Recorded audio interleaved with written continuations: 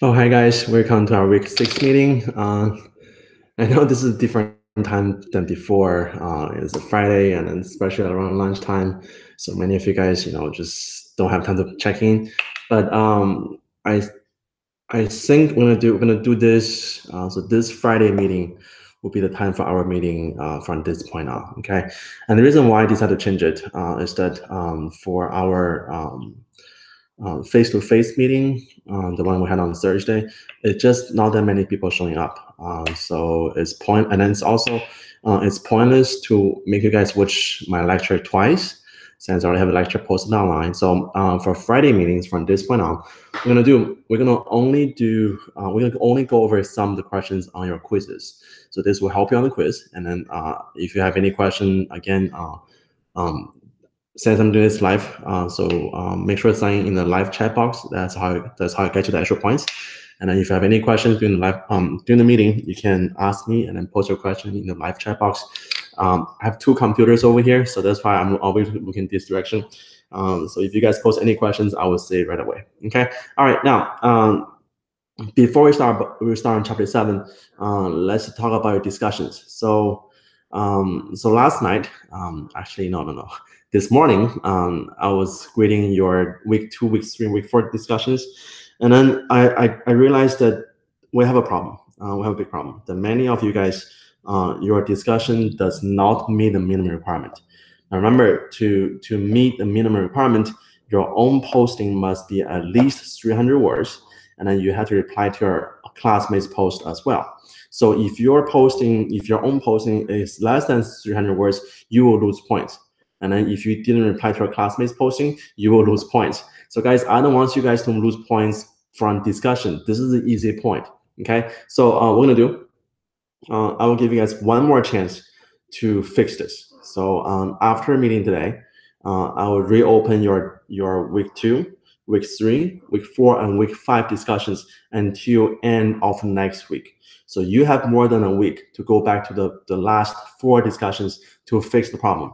Now, if you don't fix it by end of next week, and then you will receive whatever grade you deserve. Okay, or you can spend the time, redo discussions, and then if you know what you did, right? You know what you wrote. So if you know a discussion was short, just go back to the system, post one more discussion. Okay.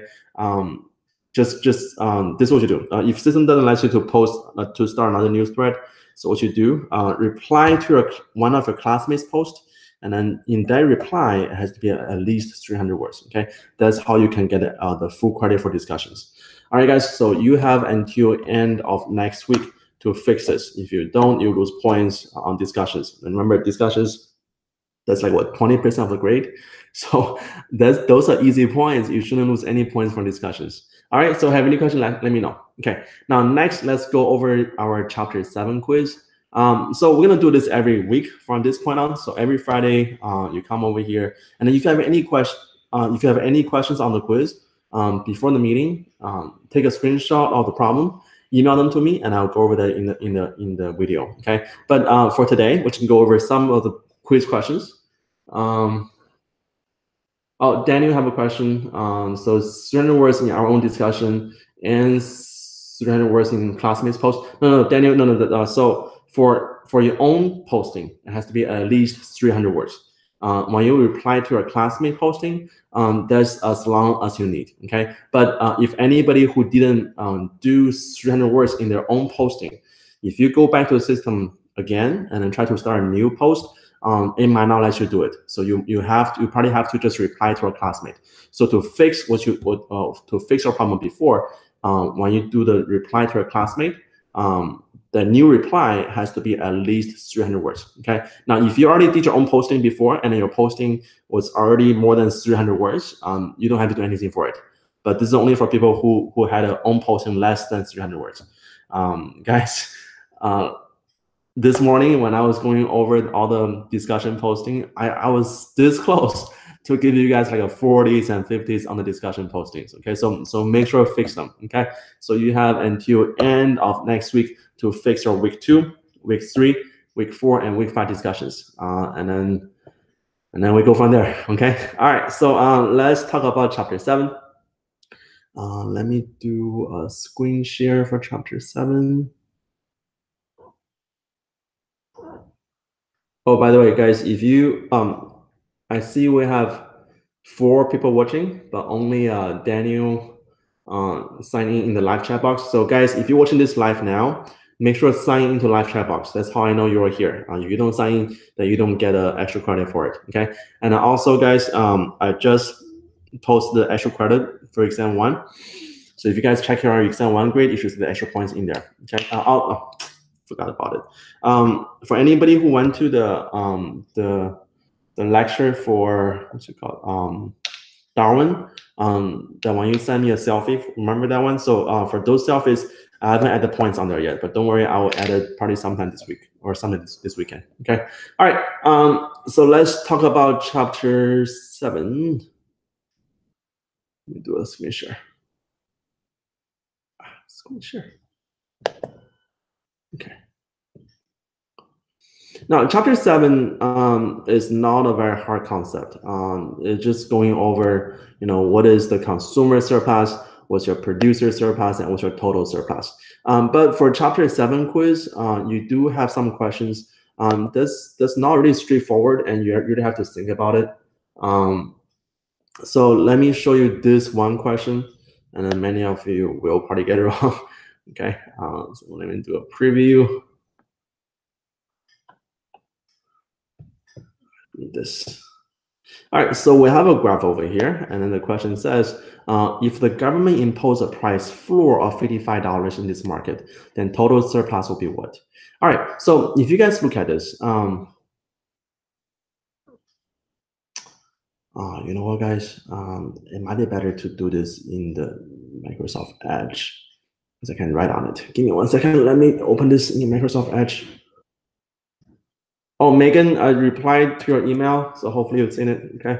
And then have any question, guys, always email me. I try to answer my emails as soon as possible, usually, within like 4 or 5 hours. But this week has been really hard on my side. The school asked me to do a training, and then that training took me forever to finish, so I was late replying to many of your emails. But this is exception, so normally that's not the case. Okay, so have any question, just feel free to email me, and then I reply them, within at most within a day. Okay. All right, Kimberly is here, Oscar is here, Zach is here. All right, let me go to my class.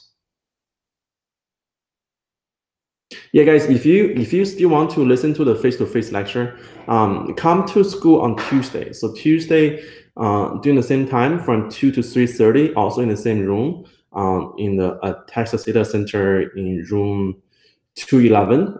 I have a face-to-face class at that time going over the same material. So if you guys really want to listen to the face-to-face lecture, come to doing on Tuesday time. Okay. Otherwise, we'll only do the weekly meetings to cover the questions on the quiz. I think this might be more rewarding for anybody who's participating. Okay. All right. Chapter 7 quiz.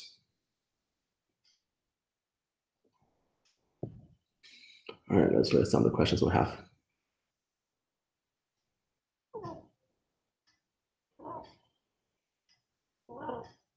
Oh, guys, if you hearing like a snoring right now, it's not me. I'm holding my baby right now, so he is snoring, so it's not me.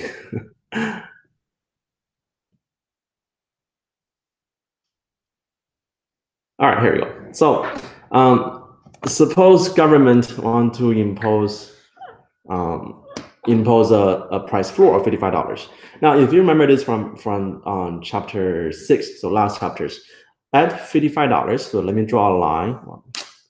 And it's hard to draw with your left hand. Let me switch hand. Oh, be careful, be careful, be careful.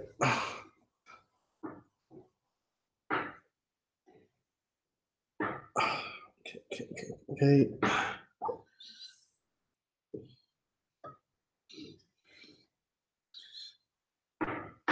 Man, it's heavy. All right. So When you draw the line at $55, so this is $55. Now, this is your price floor. Now, if you remember what you learned from chapter 6, whenever the price floor is above our equilibrium price. Now, this was our equilibrium price. So if your price floor is above equilibrium price, then this price floor is a binding price floor. That means it will cause a change in the economy. Now, this change, what it does, it will cause the price to go up to whatever the price floor is. So once government imposes a price floor, the question is asking for how much is our total surplus. Now, let's first look for how much is our consumer surplus and how much is our producer surplus.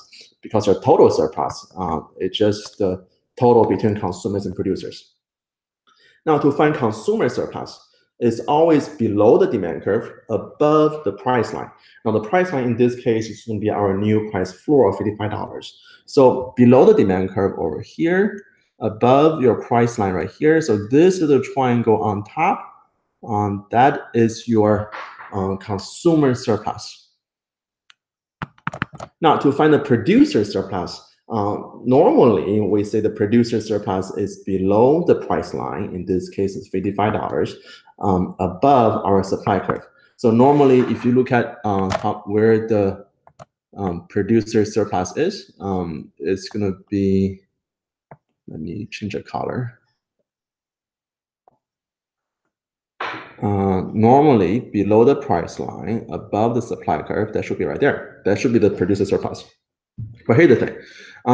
When we impose a binding price floor, the quantity of transactions doesn't go all the way over here. Remember what this difference was called in chapter 6? When you have a binding price floor, that's called a surplus, right? That means you're going to have some goods that's produced, but it's unsold. So when you have a surplus, your producers doesn't get any profit out of the surpluses or the leftover inventories. So the only producer surplus will be below the price line, above the supply curve, and then only up to how much consumer buys. So this little area over here, that is our producer surplus. Okay, so which means that our total surplus will be the consumer surplus plus the producer surplus of this area here. That's our total surplus. Okay, so to find total surplus, let me erase this. To find total surplus. By the way, I was looking at some of the people who already finished the chapter 7 quiz. This problem is one of the common mistakes on the chapter 7 quiz. So for those of you who's watching this right now, you're having some advantage over your classmate. Okay. All right, so this area is our total surplus. To find an area for that, you can look at it as a 2 triangle, and then 1 little rectangle in the middle.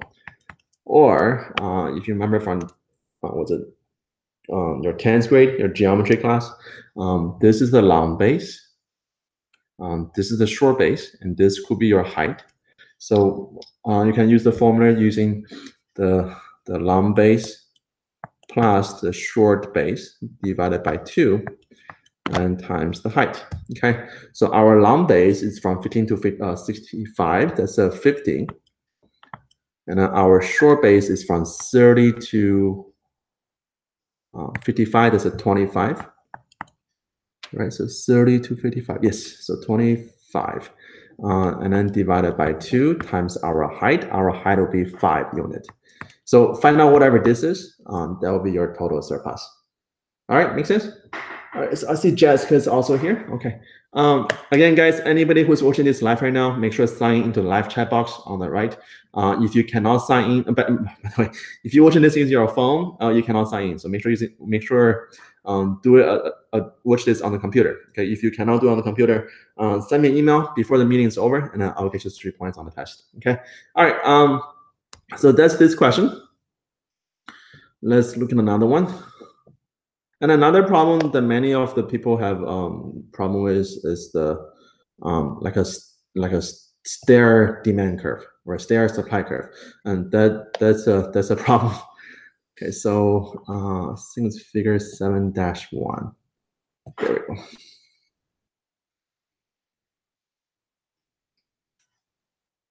All right, here we go. Preview. All right, so we have this step demand curve over here. Now for these steps, every single step is one consumer's WTP. Remember WTP, that is your willingness to pay. That's how much the consumer is willing to pay for the good. So the maximum price the consumer is willing to pay, right? So so let's look at the questions asking for. The question asking for that when the price is 200, how much is our consumer surplus? Now to find consumer surplus, this equal to your WTP minus the price of the good. Now, to find individual consumers, you do that. You do the individual consumer WTP minus the price they pay, and then that difference is your consumer surplus. But in this mark over here, we have more than one consumer. We have 4 consumers. So person A on the very top, and then person B, person C, person D. So different consumers, different WTP. Now, we're going to find out how much is the consumer surplus among all 4 consumers when the price of the good is 200. So we're going to do it individually one by one. Okay, so for the consumer A, so consumer surplus coming from person A, the WTP for the person is going to be 300. That's this step over here, 300, minus the price of the good, 200. So the consumer surplus for the first person is going to be 100. Now for the second person, consumer surplus per person B, the WTP is over here, which is 250, minus the price of the good, which is still 200, and then that difference is 50. That's your second consumer surplus. And then for the third person, consumer surplus for person C, now this person WTP is 150. If the price is 200, this person wouldn't buy this good. Because remember, this WTP, that is your total budget. That's the maximum you're willing to pay for this good. When the price is higher, you wouldn't buy this good. If you don't buy this good, then your consumer surplus is never negative. Your consumer surplus is just 0. Okay, and then for person D, the same case. So for person D, the WTP is only 100, lower than the price, so it wouldn't buy either. Then your consumer surplus is just 0. Okay, so add up all 4 people. So only 2 people. 100 plus 50. And the final answer should be consumer surplus is 150. All right, makes sense?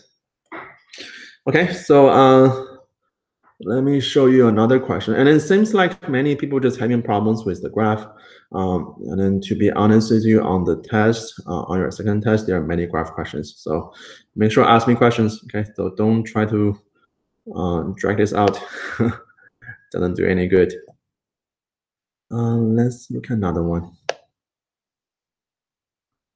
All right, let's look at this one.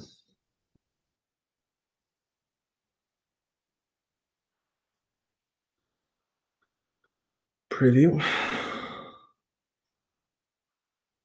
All right, so we have a little supply curve here, and the question is asking that if the equilibrium price rise from 200 to 350, what is the additional producer surplus to the initial producers?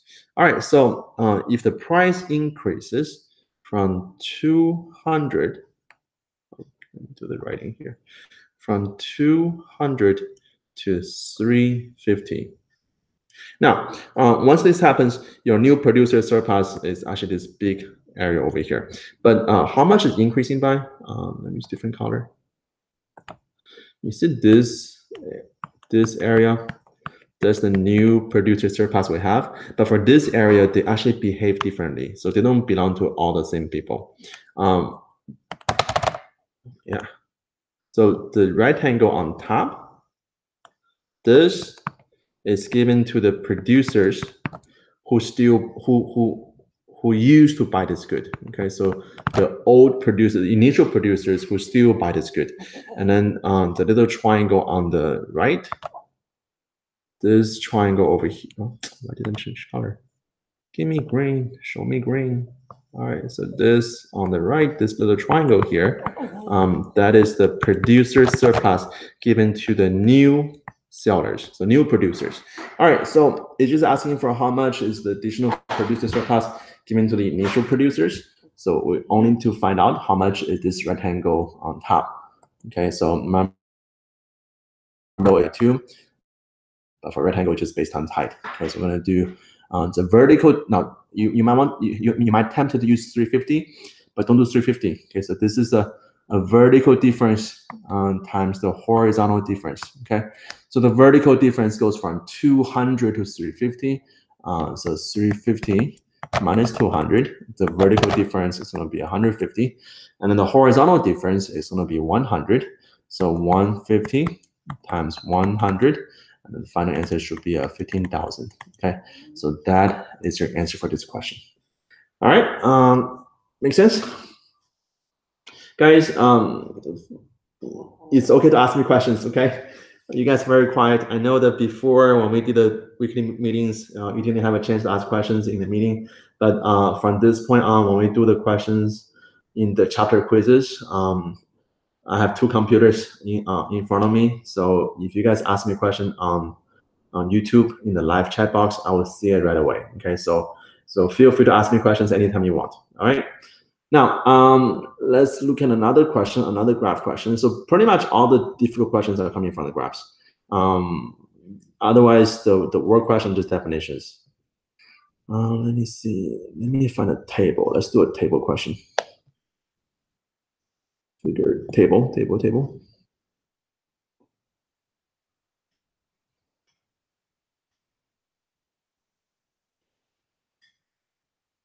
Preview.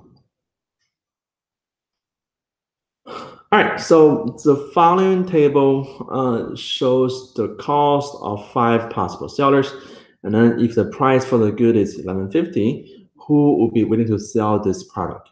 All right, so we have the cost for each producers. Now, to find out how many or who will sell this good, what we're looking for is that as long as the price, let me do that, as long as the price is more than the cost, then this person will sell the good. Okay, so for our first person, Abby, Abby will cost her $1,600. The price is only $11.50, so Abby wouldn't sell her goods, so Abby is out. And then next is Bobby. Bobby, his cost is $1,300. The price is only $11.50, so that's also too high, so Bobby is also out. And then we have Diane. Diane cost her $1,100, and then Evelyn cost her $900. Carlos cost him $800. So all the 3 sellers over here, their cost are less than the price, so they're willing to sell this good. So the answer should be C over here. So Carlos, Diane, and Evelyn. Oh, hey Elizabeth, Sabrina, Maria. Hey, it's mostly girls. All right, so another question that this type of question I'm asking for is what is the producer surplus given the price level? So we can do that too. It's very similar to the question we did before. So all we're gonna find out is the individual producer surplus given the price level. So let's do it from the first person. So producer surplus from Abby. Now for Abby, now to find profit minus the cost for the good. Now, producer surplus only happens when the producer is able to sell this good. If this person doesn't sell the good, then you don't have any producer surplus. So for our person Abby here, it costs her $1,600, but the price is only $11.50, so she wouldn't sell this good, and then she has no producers. That's zero. So she will have no producer surplus. And then let's look at Bobby. So producer surplus from Bobby. Now Bobby, it costs him $1,300. The price is only $11.50, so for him wouldn't make any profit, so he wouldn't sell either. So that's a 0 producer surplus. Now Diane over here, she will have a producer surplus. So for Diane, the price is $11.50. Her cost is only $1,100, and then that will give you a $50 profit, and that's our producer surplus for Diane. And then we'll do the same thing for Evelyn. So the producer surplus for Evelyn, I'm gonna do $11.50 minus 900. So that will be a $250 for Evelyn. And the last one for Carlos. So producer surplus for Carlos. That will be 1150 minus 800. That's an ugly 800. That will give you 350. All right, so to find the total producer surplus, giving 3 people over here, just add up everybody. So 50 plus 250 plus 350, and whatever that answer is, that's your total producer surplus. Okay, make sense? Guys, really, it's okay to ask me questions, okay?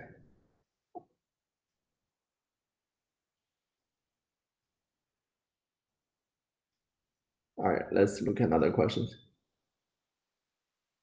What other question you might see that have a difficulty with?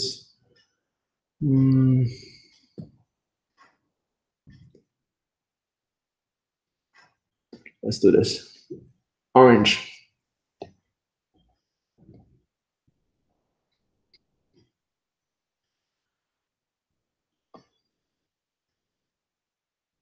Oh, this question is good. All right. So for each of the 3 potential buyers of orange, the table displays the willingness to pay for the first 3 orange of the day. Assume Allison, Bob, and Charisse are the only 3 buyers of orange, and then only 3 orange can be supplied per day. All right. So the question is asking if the market price for orange increased from 80 cents to $1.05, then how much does our consumer surplus change? So first, we need to find out how much is our consumer surplus. Write it for me. Come on, what happened? Oh man, it's not writing. Uh-oh, something went wrong. I don't need this. Okay. Uh-oh, can't write anymore. I mean, let's try one more time. What happened? Erica, what did you do? It was fine before you coming. Oh, don't cry, don't cry, don't cry. All right, let me see. Which question was it? It was this orange question. Oh, Erica, fix your grade on exam 1. So take a look at it. It should be correct now. Okay. All right, let's do this again. Can I write? Oh, there we go. I can write now. All right, so we're gonna. Oh, it's a different question. So still same setup. Is the question asking for if the market price for orange is 40 cents, then okay. So we can do this. So if the market price for orange is 40 cents, let's find out how many consumers will buy this orange. Actually, how many consumers buy this orange, and how much is each person's consumer surplus from each orange consumed. Now, let's look at Allison. So for Allison, for her first orange, she's going to pay $2. The price is only 40 cents. So for her first orange, she'll buy it, and then her consumer surplus will be $1.60. Remember, it's used to use your WTP, how much you need to pay, minus the price that your producer, your consumer surplus. And then for Allison, the second orange, she's going to pay $1.50. The price is only 40, so she'll buy that too. And then her consumer surplus will be $1.10. And then for the third orange, she's going to pay 75 cents. And then the price is only 40 cents, so she'll buy that too. And then her consumer surplus will be 0.35. And then for Bob, same thing. So first orange, we need to pay $1.50. Price is 40 cents. So he will buy the first orange, and then his consumer surplus is $1.10. And then Bob, for the second orange, we need to pay $1. Price is 40 cents. So the difference is 60 cents. And that's an ugly 60 cents. And he'll buy that too. And then for the third orange, we need to pay 60 cents. Price is only 40 cents. So he buy the third one, and then consumer surplus is 20 cents. And then for Charisse, first orange, she buy it, and then surplus of 35 cents. Second orange, not anymore, because for second orange, she's going to pay 25 cents, but the price is 40 cents, so too expensive. She doesn't buy anymore. And then for the last orange, just doesn't work. Too her WTP is too low. Okay, so how many orange do we have? We have 3 from Allison, 3 from Bob, 1 from Therese. Then you have a total of 7 orange that's demanded. Now to find out how much is our consumer surplus, add up all the numbers we have. So use the $1.60. That's a 6 plus $1.10 plus 0.35 and then plus 1.1 plus 0.6. I'm sorry. Plus 0.2 and then plus 0.35. Whatever this number is, that's the answer you're looking for down the list. Okay. All right. Let me see what else we have. I think this is all the type of tables and graph you guys might see on the test, on the quiz. Let me see if there's anything else.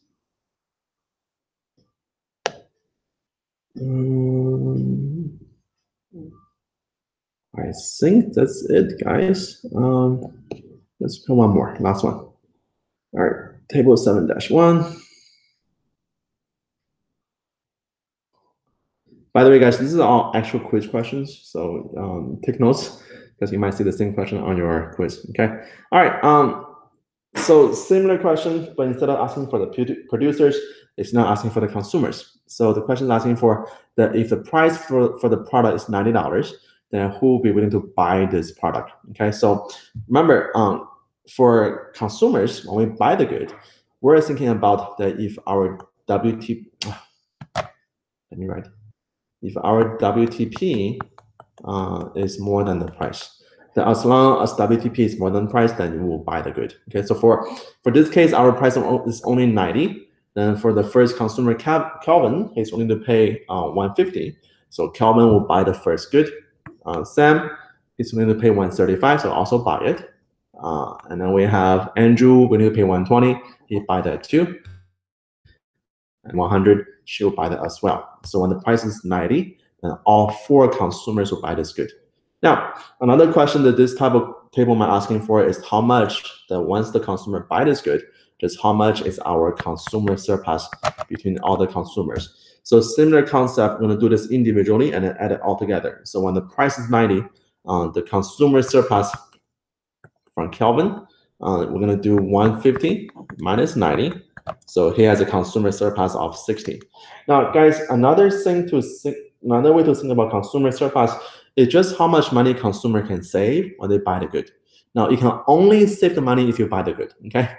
So, and then for the consumer surplus for Sam, the WTP is 135, the price is 90. So that will be a 45. And then keep going, we have Andrew, the consumer surplus for Andrew, gonna do 120 minus 90. That will give you a 30. And last one, consumer surplus for Lori. This would be 100 minus 90. That give you 10. So to find your total consumer surplus, add up all 4 people over here, and that is the answer for you. Okay. All right. So I think this is all I can show you for the chapter 7 quiz before I show you all the answers. Okay. So so does anybody have any questions about chapter 7? Like anything you don't understand or anything you're confused with? Now, guys, keep in mind, like I mentioned at the beginning of the meeting, I will reopen your chapter 2, chapter 3, chapter 4, chapter 5 discussions. The reason why that is that many of you, when you did your discussion, it didn't meet the minimum requirement. Remember, the requirement for each discussion is that you have to post your own posting, and then your own posting must be at least 300 words. And then once you finish your own posting, you must reply to your classmates' post as well. And then if you didn't do either of them or any one of them, then you will lose points on discussions. Now, discussions are easy points, and I hate to see anybody lose points from discussions.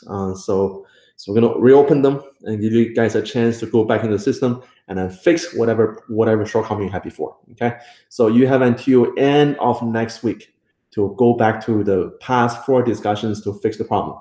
And then once you fix it, after next week, I will go back to the system and then regrade your discussions and give you a better grade if you fixed it. Okay, guys, really this morning when I was going over the discussions on week 2, week 3, I saw many discussions posting that was just too short. And I was really close to giving you guys like a 40s and 30s on discussions. No, I don't want to do that, okay? Because really, guys, discussions are that they're like 3 points. Nobody should lose points of discussions. All right, so does anybody have any question to ask me for this week? Does anybody have any question to ask me for this week? Oh, Raphael is here.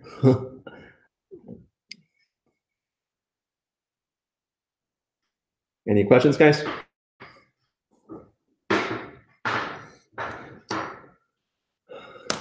Oh yeah, by the way, this is the guy who was crying and snoring during the meeting. He's still sleeping. All right, any questions?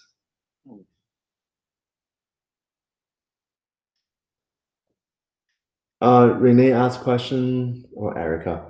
So from this point on, all the weekly meetings will be held on Friday at noon. Okay.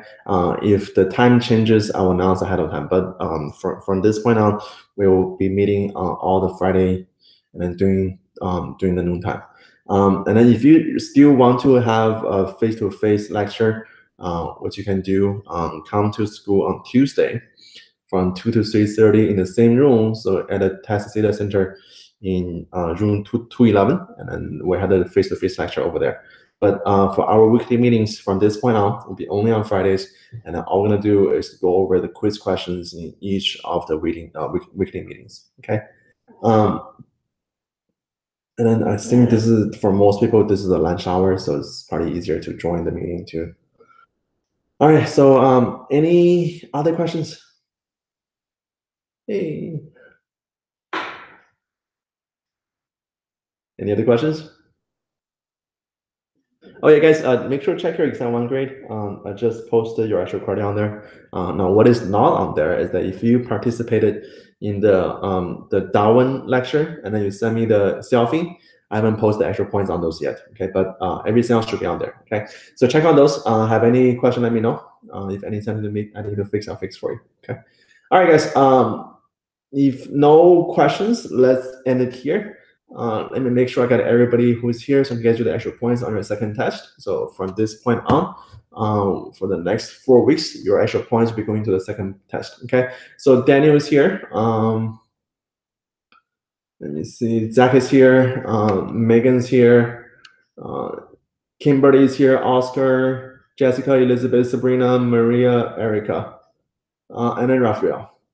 All right, so guys, if no more questions, let's end it here. And I will see you guys on Friday at noon on next week. If you come early, go to school on Tuesday, and I will see you for a face-to-face lecture. Okay. All right, guys. See you later. Bye.